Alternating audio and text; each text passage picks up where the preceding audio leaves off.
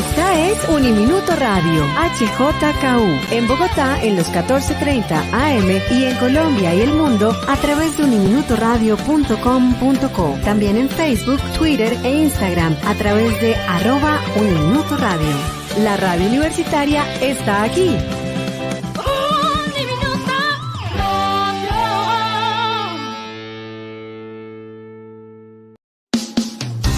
Uniminuto Radio presenta El Puente. Hola, ¿qué tal? Bienvenidos al Puente, un escenario donde se integran diversas voces. Un espacio de diálogo, creatividad y encuentro.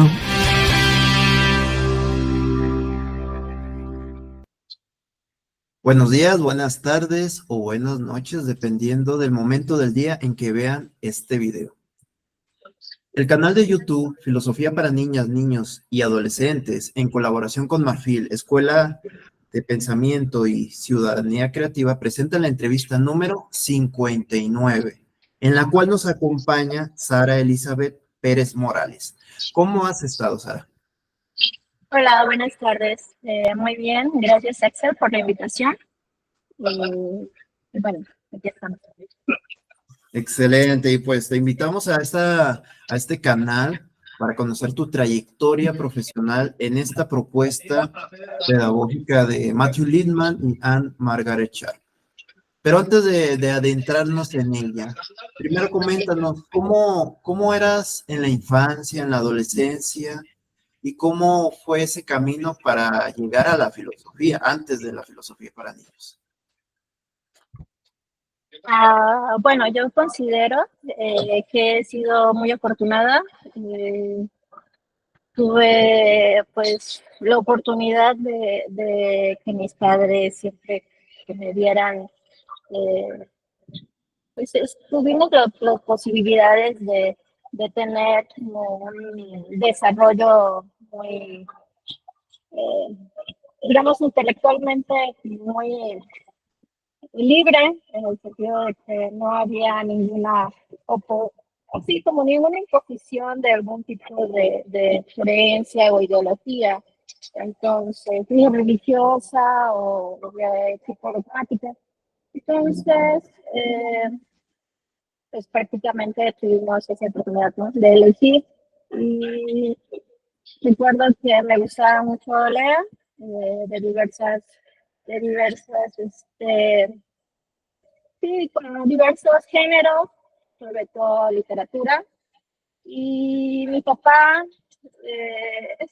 es abogado, fue un maestro, los dos pues fueron maestros, ya están jubilados, pero sí, durante mi infancia, por la época en la que ellos transcurrieron su juventud y fueron muchas movilizaciones sociales en el país, entonces pues digamos que de alguna forma sí crecí con esas ideas de justicia social, ¿no? Entonces, y sobre todo la educación, una visión democrática de la educación.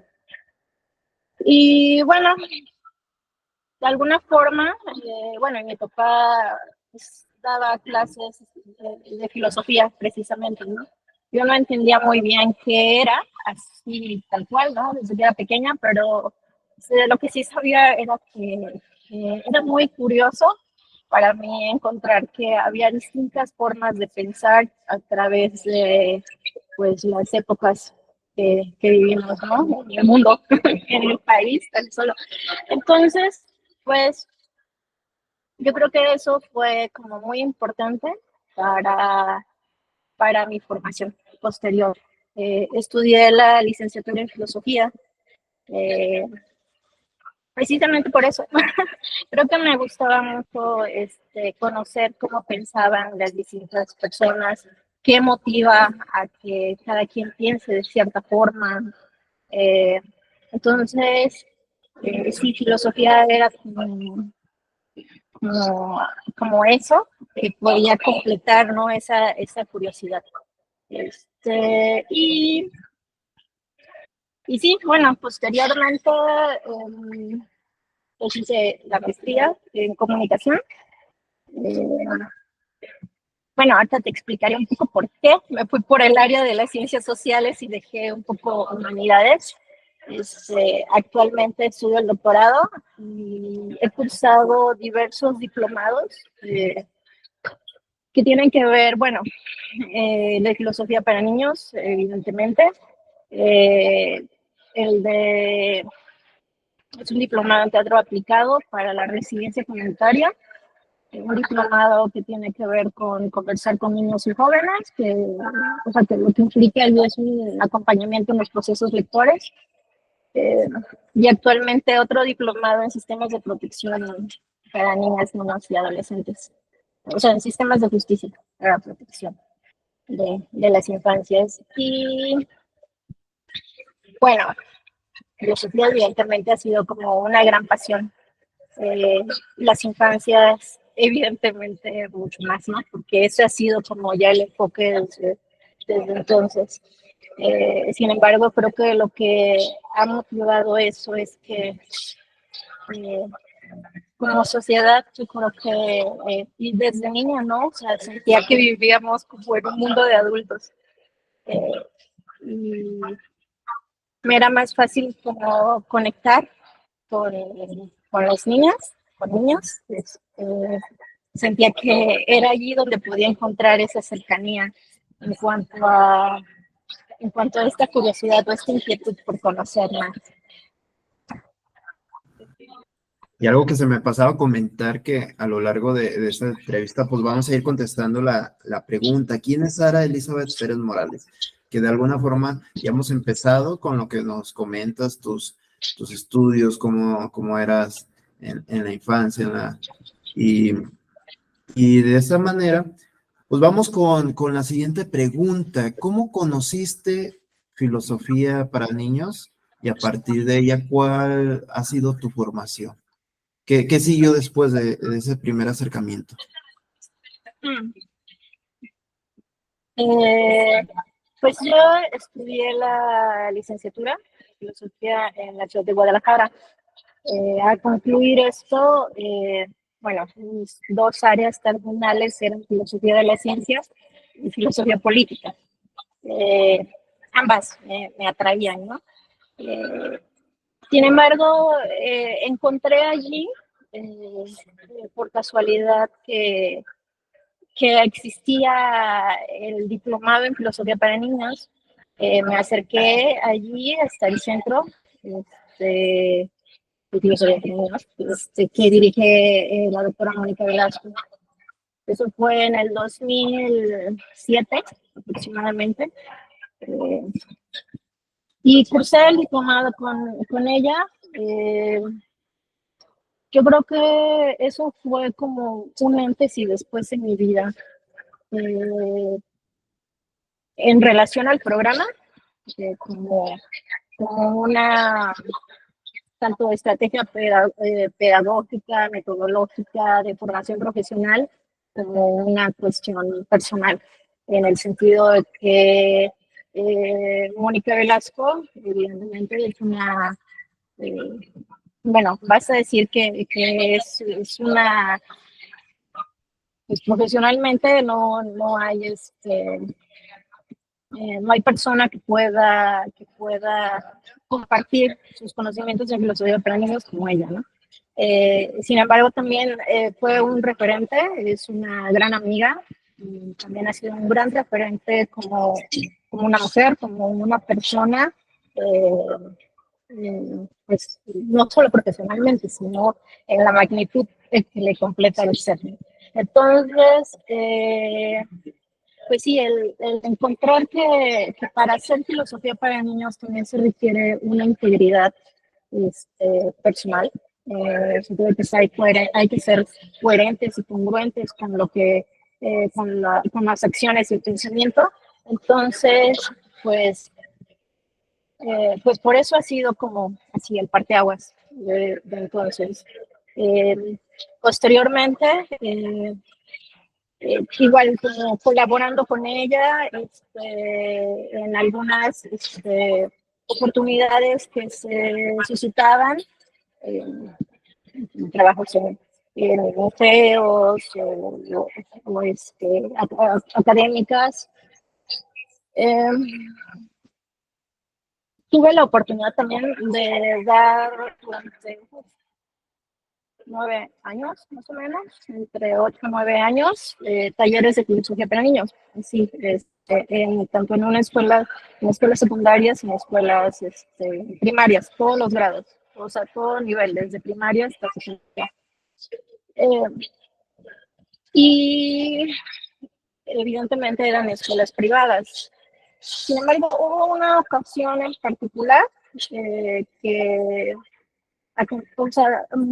acompañamos a Mónica Velasco a dar ella unos talleres en un museo. Eso fue bastante significativo para mí. Y que de hecho allí va este punto de resignificar la experiencia, ¿no?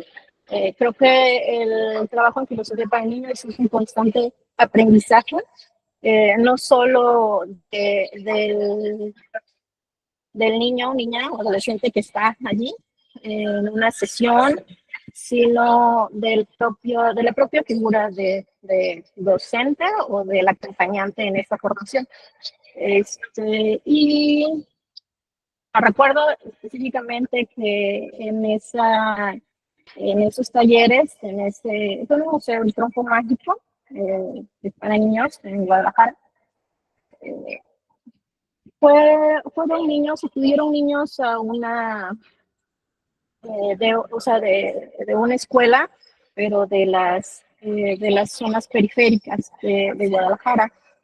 Entonces, fue muy...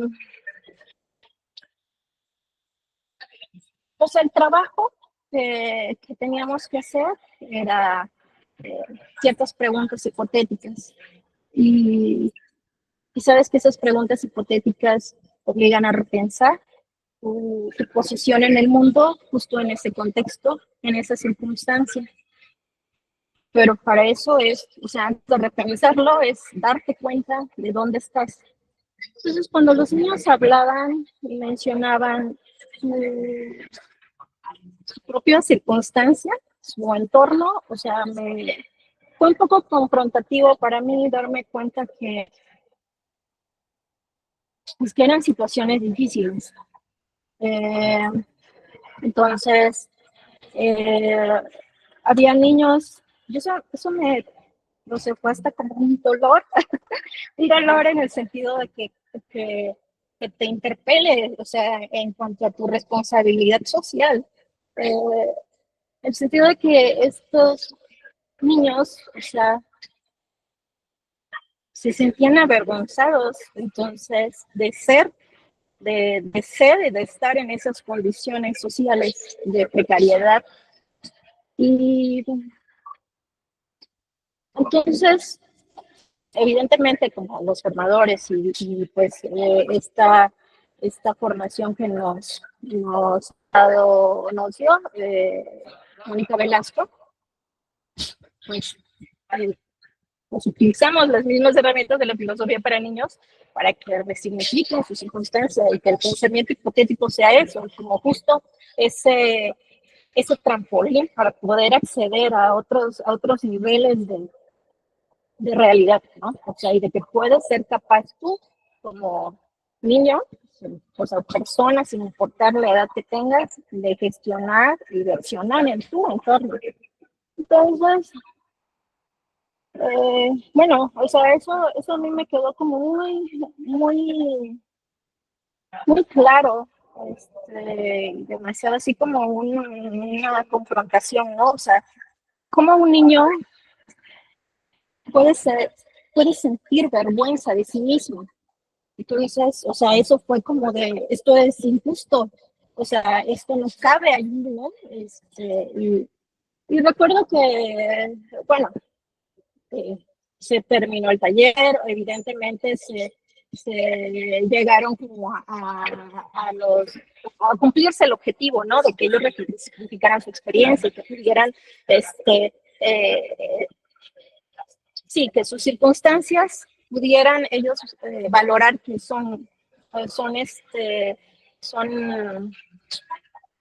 que están solamente en un cierto periodo y que ellos pueden transformarlas. Lo que es al final el objetivo de filosofía para niños. Posteriormente, te digo, hablamos, hicimos pues una evaluación de esa sesión con Mónica Velasco. Pero entonces a mí me quedó pues esa inquietud de que filosofía para niños, evidentemente yo ya tenía allí la certeza de que servía a transformar socialmente. Pero precisamente por eso mismo, filosofía no debería solamente quedarse como en ese espacio como de, bueno, ya sabemos que filosofía casi se entiende que solamente en una dimensión académica y bla, bla, bla, ¿no? Y que, o sea, otros espacios, ¿no? Entonces, por eso me incliné más como a otros aspectos, como a dirigirlo más a lo social, ¿no? Entonces, para eso habría que entender cuál es la dimensión social en la que están, por ejemplo, los niños en México, o las infancias en México. Por eso es que me he derivado por otros rumbos. Precisamente ahí va mi siguiente pregunta, porque sí me quedaba pensando, bueno, a partir de la experiencias que nos comenta de esa comunidad de diálogo, ¿cómo hacer esa conexión con lo que nos comentabas en un inicio de esa movilidad social, esa dimensión social, esa visión democrática que de alguna forma desde tu infancia ya tus papás te la estaban fomentando, ¿no? ¿Cómo democratizar, cómo movilizar socialmente a los niños a partir de esta propuesta? De filosofía para niños, yo creo que para empezar, quienes hacemos filosofía para niños, o sea, creo que tenemos muy claro eso, ¿no? Que no hay una distinción eh, entre, entre un niño como entre un menor de edad, digamos, o sea, en el sentido, sí, como peyorativo, digamos, o sea, una persona que no sabe, ¿no? O sea, evidentemente quienes hacen filosofía aprendidos saben que todo niño, adolescente tiene esa capacidad para razonar, reflexionar sobre su entorno, ¿no? Entonces, sí, o sea, primero yo creo que digo, en el campo profesional, mientras daba los talleres de filosofía para niños, pues evidentemente era tocar los temas que estaban pues en el contexto, ¿no? Digo, como la filosofía sabemos que al final no es algo que sea una moda, este, es atemporal en el sentido que tocan valores, ¿no? Y las mismas inquietudes que hace 1000 años, ¿no? Entonces, y digo, van variando algunas cosas, evidentemente, ¿no? Pero ahí están, ¿no? Ahí están como esos procesos que seguimos para igual reflexionar sobre algunas cosas. Entonces, una vez eso, ¿no? Dar cuenta primero qué es lo que, digamos, la niña, el niño o el adolescente está viviendo, cuáles son las circunstancias de ellos, en las que ellos se encuentran, ¿no? Y a partir de eso, pues tocar esos temas que suponen ser de interés para ellos para poder desarrollarlo. Eso fue una de las opciones. También, pues, bueno, y en eso, pues es en lo que he estado últimamente. La filosofía para niños, desde que se creó, pues a la par que se creaba, pues, o sea, tiene un presupuesto muy grande, ¿no? O sea, en el sentido de los fundamentos teóricos. O sea, porque ya parten desde, o sea, de que el niño tiene una agencia, o sea, no un enfoque tutelar, o sea, como anteriormente se creía, ¿no? O sea, filosofía para niños, o sea, Matthew Lipman, o sea, ya daba por hecho que los niños tenían una capacidad de agencia. Entonces, y eso es esto, esto es lo que actualmente se debate en los sistemas de justicia en el país. Y por eso es como una gran, al final es un gran tema, ¿no? Porque actualmente, o sea, al menos en los sistemas de justicia, los sistemas sociales, están dando ya digamos, este cambio de paradigma de estos niños como que no saben que necesitan ser educados, formados, o sea, así pasando a otra, a otro gran paradigma, ¿no? Que tiene que ver con esta capacidad que tienen los niños justos de transformar la sociedad. O sea, ya no es transformar su propia vida, sino transformar la sociedad. Y yo creo que por eso también es muy, muy importante, porque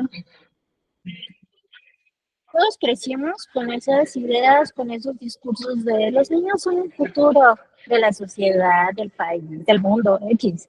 O sea, pero los niños no son el futuro, los niños están en un presente, ¿no? En un presente que tal vez no se están atendiendo las condiciones, ¿no? Y hablo de diversos contextos y niveles socioeconómicos, ¿no? Creo que todas las bases necesitan reconocimiento no solo en cuanto a participación infantil o de todos sus derechos, sino también espacios, lugares donde poder ellos este, tener un lugar. Y precisamente filosofía para niños, cuando eh, eh, cuando se tiene la oportunidad de hacer estas comunidades de indagación, de diálogo, es cuando ellos se encuentran como su posición en el mundo, en el momento en el que están. Estabas comentando también que cómo esta propuesta de alguna forma contigo e inclusive con los niños con los que has estado ha influido en su vida, más que nada en ese proyecto de vida. Bueno, la pregunta va a ser más hacia ti. ¿Cómo ha influido esta propuesta en ese proyecto de vida? Ahí comentabas, en un proyecto de vida congruente, pero también puede tener otras matices. Sí, bueno, o sea, definitivamente eso dirigió mi vida hacia, sí, hacia una formación específica, investigaciones con infancias, en sus en diversas áreas, ¿no? Disciplinas, o sea, eh, tanto lo que compete a las ciencias sociales, del área de comunicación, ¿no? O política. Y yo creo que eso también, o sea, digo, a mí me lleva a ser muy congruente en el sentido de que, o sea, bueno, al menos yo sí creo firmemente que uno no puede enseñar si no es a través también del propio ejemplo. Entonces, en ese sentido, creo que sí, o sea, filosofía para niños te enseña eso, o sea, debe haber ciertas, bueno, ya sabemos pensamiento filosófico bueno, en esta área es crítica, cuidadosa y creativa, entonces tiene que ser, debe haber una consecuencia lógica entre estos. Entonces, sí, creo que lo que me ha dado filosofía para niños no es solamente el hecho de como de aquí hacia allá, o sea, hacia afuera, ¿no? Yo hago hacia allá, sino también lo que esa retroalimentación, ¿no? Con mi vida y estar resignificando constantemente cada experiencia que tengo, ¿no? Eh, y que espero, ¿no? O sea, con y cada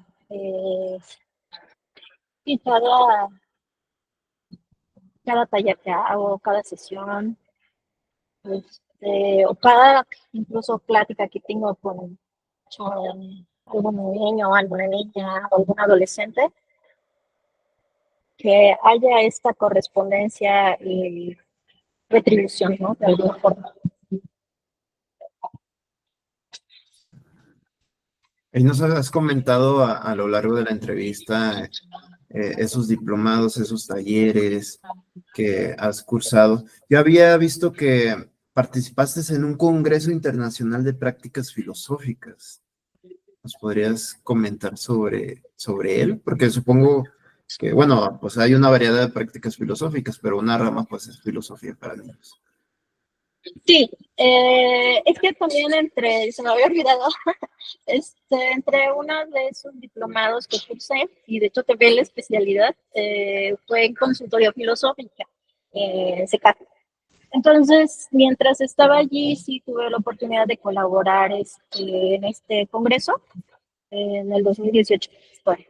Y sí, allí conocí a otras dos personas, no, yo había conocido antes a otra persona, pero bueno, en particular a uno de ellos,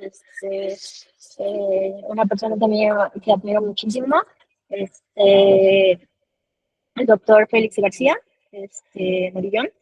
Y también conocí, bueno, él no vino en esa ocasión, pero sí lo vi en España en algún momento, al doctor Tomás Miranda Alonso también. Entonces, que son grandes referentes en filosofía para niños, y sobre todo en el enfoque lógico, ético. Entonces, bueno, sí, en esa ocasión yo bueno, aunque estaba evidentemente cursando en esos momentos de consultoría filosófica, en esos momentos sí di una ponencia sobre filosofía para niños.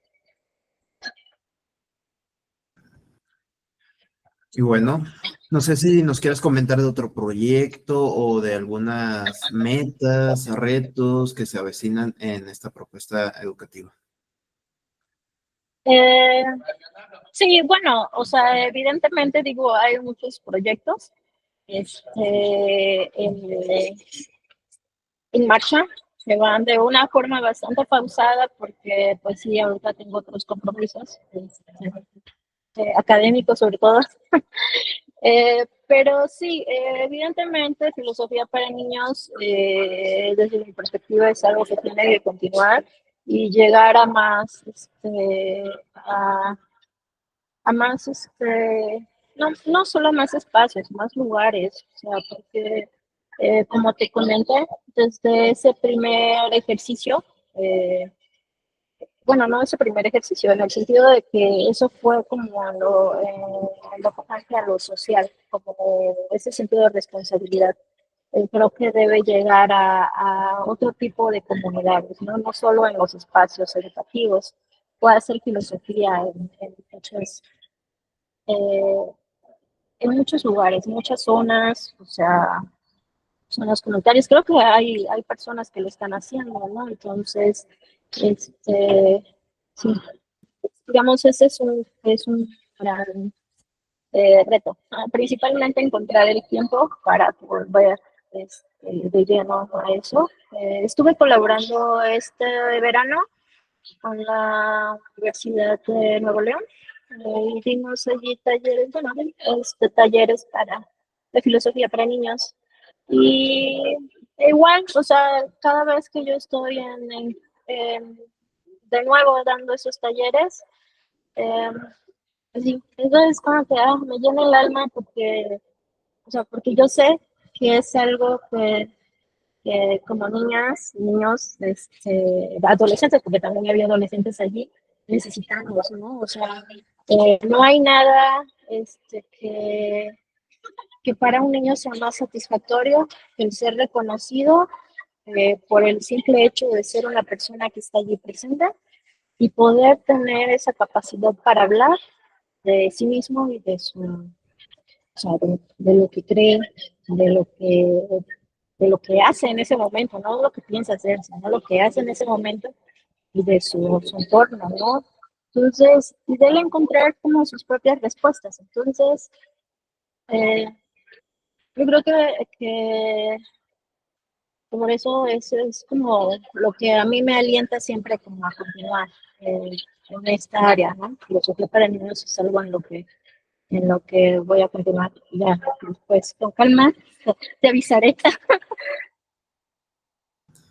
Muy bien, pues vamos finalizando esta entrevista con la siguiente pregunta. ¿Cuál es tu concepto personal de filosofía para niñas, niños y adolescentes?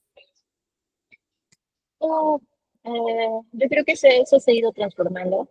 Yo creo que filosofía para niños es más que una metodología o un enfoque. Yo creo que es una forma de vida.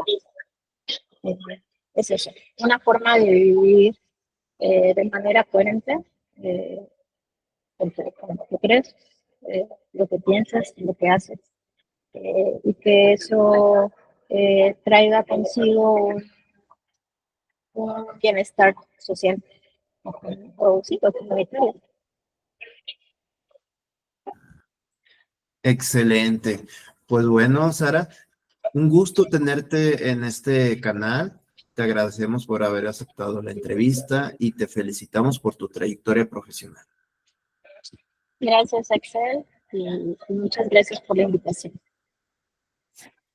Y si alguno de las personas que están viendo el video quiere seguir tus proyectos, ¿nos podrías proporcionar alguna página web, alguna página de Facebook? En este momento, creo que no hay un perfil profesional.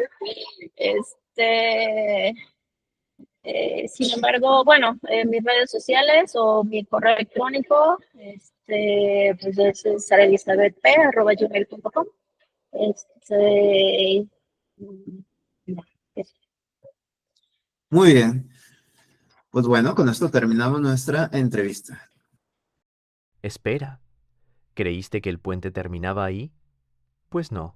Ahora queremos contarte que todos los viernes tenemos un nuevo capítulo de Pensémoslo Bien en todas las redes de Marfield.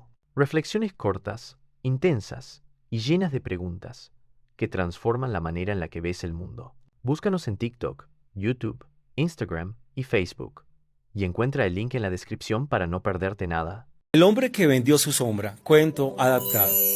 Peter no era un hombre especial. Caminaba entre la gente con la timidez del que no tiene historia, ni fortuna, ni poder, pero como muchos, anhelaba una vida distinta. Soñaba con reconocimiento, con no ser ignorado, con que alguien dijera su nombre con asombro. Un día, en medio de una fiesta fastuosa a la que había llegado más por casualidad que por mérito, un caballero de abrigo oscuro se le acercó. Llevaba guantes negros, una sonrisa afilada y un tono de voz que parecía saber más de lo que decía. «Puedo darte lo que quieras», le dijo. «Oro ilimitado, casas, viajes, trajes, todo. Solo te pido una cosa a cambio. Algo sin valor. Tu sombra». Peter dudó, miró el suelo. Su sombra lo seguía como siempre. ¿Qué importancia tenía? No es nada, pensó. Y aceptó el trato. Se selló. Y en su lugar recibió una pequeña bolsa de cuero que, por más monedas que sacara, nunca se vaciaba. Y pronto Peter se vistió con lo mejor. Fue recibido en los palacios, cruzó fronteras en carruajes privados. Era admirado, envidiado, temido. Pero no pasó mucho antes de que los murmullos comenzaran. ¿Lo viste? No tiene sombra, decían en los mercados, en las tabernas, en las calles. Los niños huían, los perros ladraban, los adultos evitaban cruzar palabras con él. No importa cuánto gastara, qué favores ofreciera, sin sombra ya no era uno de ellos. Intentó ocultarse, solo salía al atardecer, se rodeaba de muros altos, de velas tenues, pero su ausencia se notaba igual. Él también lo notaba, y en cada espejo, en cada mirada ajena, desesperado, buscó al caballero. Al fin lo encontró. Siempre estaba cerca cuando se lo necesitaba. «Quiero mi sombra», le dijo Peter. «Lo que me diste no compensa lo que perdí». El hombre sonrió como quien ya sabe la respuesta. «Puedes recuperarla, pero ahora la sombra tiene un precio mayor. Dame tu alma». Peter se quedó inmóvil, no por miedo, por lucidez.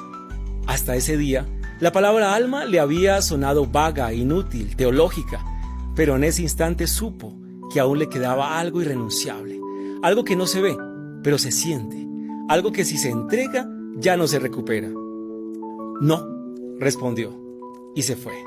Siguió siendo rico, sí, pero dejó los salones y se fue a vivir entre montañas. Conoció el silencio, la vergüenza y también cierta forma de paz. Nunca volvió a proyectar sombra, pero nunca más se traicionó. ¿Qué parte de ti estás dispuesto a negociar para reconciliarte contigo mismo? ¿Qué parte de ti estás dispuesto a negociar porque tal vez temes de aquellas cosas que consideras que son infructuosas, que no son importantes, que no valoras de ti mismo? ¿Cuánto estás dispuesto a pagar para que te den a cambio tu propia luz, para que te den a cambio reconocimiento, para tener prestigio, para ser reconocido por los demás? ¿Qué tal si a cambio de esos trueques que hacemos muchas veces con la sociedad, incluso con nosotros mismos o con Dios, tal vez buscas dentro de ti lo esencial y te das cuenta que eso es lo que realmente importa? Que las sombras seguramente pueden ser a veces un poco más largas o más cortas, pero que lo interesante está en la luz de tu interior. ¿Te atreves a buscar por ti mismo la luz que hay dentro de ti? ¿O prefieres buscar a alguien externo para que te dé unas cuantas monedas de oro a cambio de reconocimiento? No sé, pensémoslo bien.